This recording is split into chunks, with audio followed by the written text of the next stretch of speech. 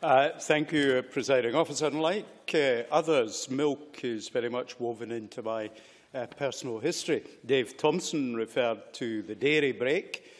He's not that much younger than me, so he probably remembers, as I do, the third of a pint glass bottles that came to the school for us all at our 11 o'clock break.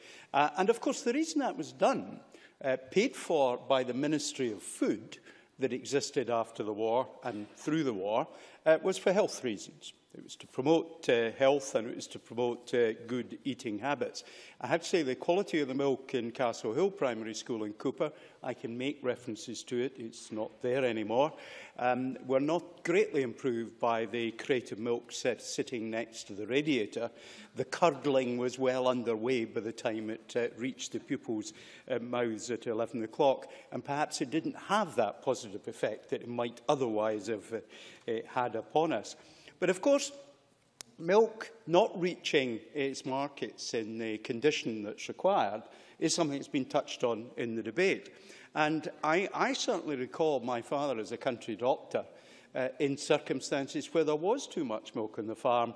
The farmer's wife would make crowdie in the kitchen, and the crowdie would come home with my father. Now it's almost impossible to get hold of crowdie. Only our late member here, Jamie Stone's company in the far north, seems to get any of that into our supermarkets.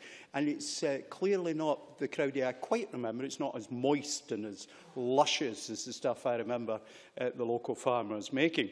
There ought to be a market for bringing back that as a piece of nostalgia food. Yoghurt, of course, has been referred to. I can actually remember where I had my first yoghurt. It was on the pier at Kirkcudbright in 1966 in August. And it was made by one of my fellow sailors who were attending a regatta.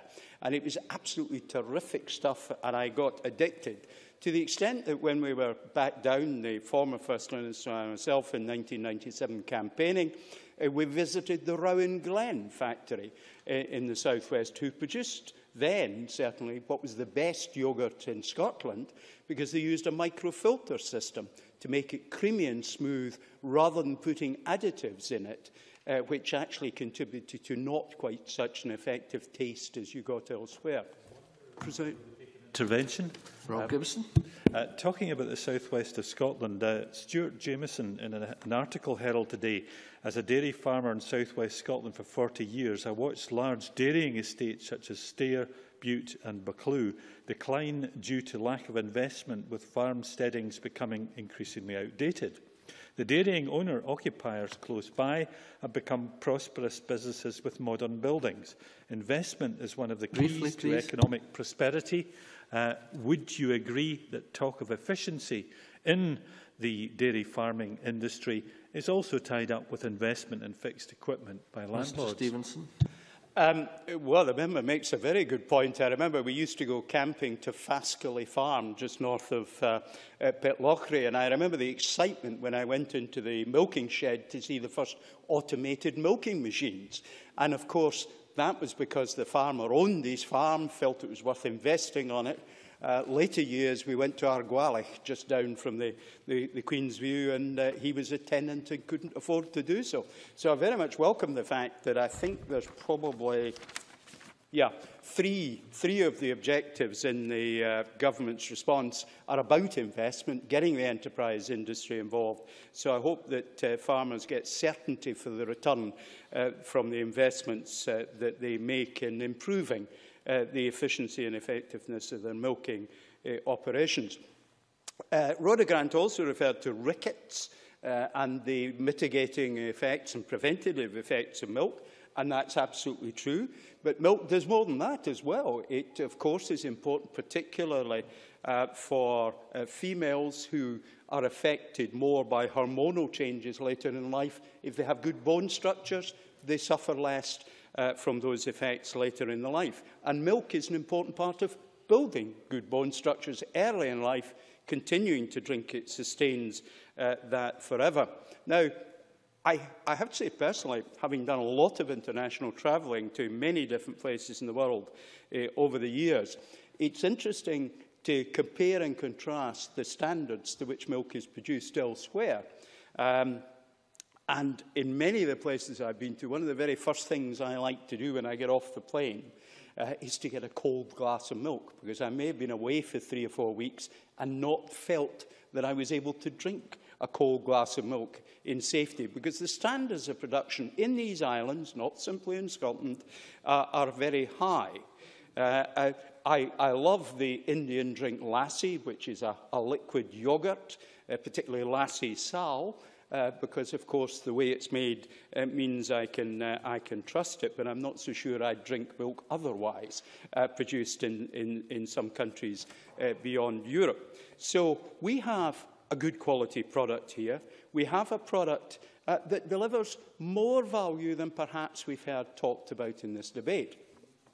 It is something that when supermarkets sell it below cost price, they are not doing so for altruistic reasons.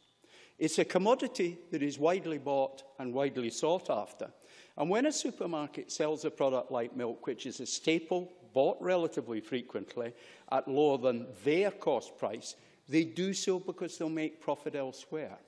And I think it's time that the supermarkets looked at sharing that wider benefit that supermarkets derived in increased footfall and increased profits across other products with big margins, that having milk available that's of good quality, locally produced and valued by consumers delivers to supermarkets. Now, of course, the dreaded word subsidy comes in. We provide support to our farmers, our dairy farmers and other farmers. But of course, when the townie comes to the country, what they see is the product of our supporting our farmers, and it's valued by urban dwellers. Urban dwellers are prepared to support our farmers, just as we in the countryside need support for our farmers. Presiding Officer, I think this is a very useful and timely debate. The committee is to be absolutely congratulated on their endeavours and the flexibility and speed of their response to the crisis created by First Milk. I continue to drink milk. I continue to enjoy milk. I hope we have the kind of infrastructure and economic support for this industry that means I can continue to do so for the rest of my days. Presiding Officer.